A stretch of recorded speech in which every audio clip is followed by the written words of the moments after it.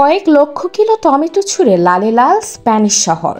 বুধবার পূর্ব স্পেনের বুনোল শহরটি লালে লাল হয়ে গেছিল। হাজার হাজার মানুষ সেদিন বিখ্যাত টমাটিনা উৎসবে অংশ নিয়েছেন। এই প্রাণবন্ত ইভেন্টে অংশগ্রহণকারীরা একে অপরের দিকে পাকা টমেটো ছুঁড়ে আনন্দ উপভোগ করেছেন।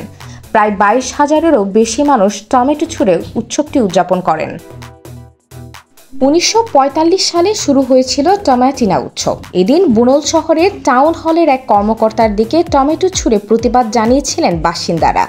সারা বছরে একবার মজা করার জন্য এরপর থেকেই শুরু হয় লা টমাটিনা উৎসব। প্রতি বছর আগস্টের শেষ বুধবারে ভ্যালেন্সিয়ার পশ্চিমে 40 কিলোমিটার দূরে অবস্থিত বুনোলে এই উৎসব পালন করেন হাজার হাজার মানুষ।